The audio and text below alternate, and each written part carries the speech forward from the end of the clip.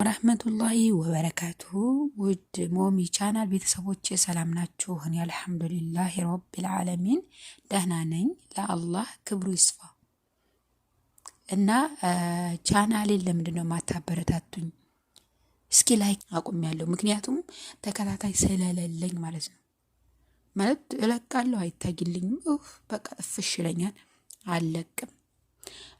የሌላ ቪዲዮም ሳይ ደግሞ ጥሩ ነገር የሚለቀቀውን ነገር እንትን አይልም፣ ሌላ ሰው ሲለቅሳይ አይታይም። የሚታየው ምንድነው? መጥፎ ነገር የሚያረጉት እነዚህ በቃ ፍራንክ ምናምን። በቃ እኔ ለእናንተ ስለ የማልፈልገውን ፍራንክ ለስራ እስቲ ላይክ አድርጉ ቢላ እንዴ። አሁን እኔ ባድግ ምን ትጎዳላችሁ እናንተ? እንደው እጃችሁን አንዴ ጠቅ ብታረጉት ምን ትጎዳላችሁ? ሁሏችሁን ቲክቶክ ላይ አማዝኛለሁ። እኔ በቃ ምንም ነገር ማውጣት ባለመቻሌ አልችልም። ወላሂ ይህን ሰሞን በቃ ጆሮአቸውን ቢይዟቸው የማይሰሙ ሰዎች አሉ። ብን ሚዲያ ላይ የተሰማ ነገር ሁሉ እውነት ነው እያሉ ያን ብድግ ቲክቶክ ላይ ስለይቀር ጉዳይ ያን ብድግ። እርግጥ አዋጁ እውነት ነው። ያንን እንደዛ እያደረጉ ሲያንሸራሽሩት ሴቱ ሁላ ደግሞ በኤምባሲ ይንሸራሸራል። አሁን በቃ መተላለፊያ የለም። ኤምባሲዎች ጥናት ይስጣችሁ። ይሄን ሰሞን ሽቀላም አለህም ጥሩ ነው እና ማለት ነው። በዚህ መልኩ ብዙ ሰው ከሳሪ ሰው አለ ቻላላ ወጣው። እስኪ ለማን ነው እየተፈቀደው ብላችሁ መጀመሪያ አራክዙ።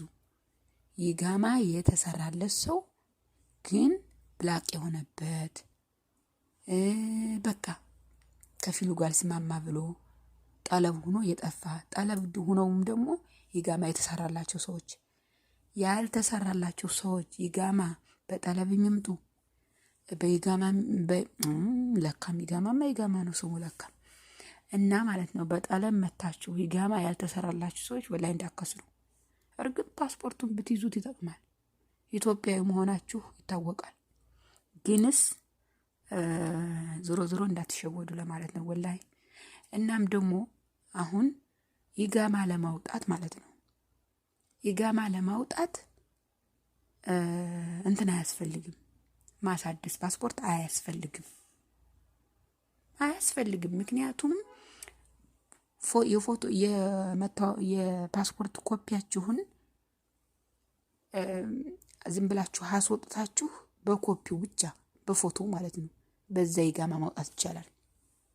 ይጋማ ማውጣት ይቻላል። ግን ፓስፖርቱ ካልታደሰ የሚባለው ለምን ይመስላችኋል?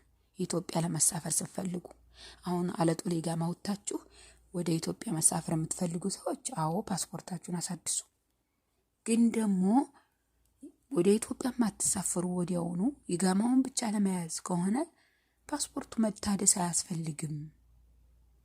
ከዛ ደግሞ በባህር የመጣችሁ ጠለም መጣችሁ ደግሞ ይጋማ ያልተሰራላችሁ በኡምራ የመጣችሁ በዚያራ የመጣችሁ ሰዎች ወላሂ አርፋችሁ ተቀመጡ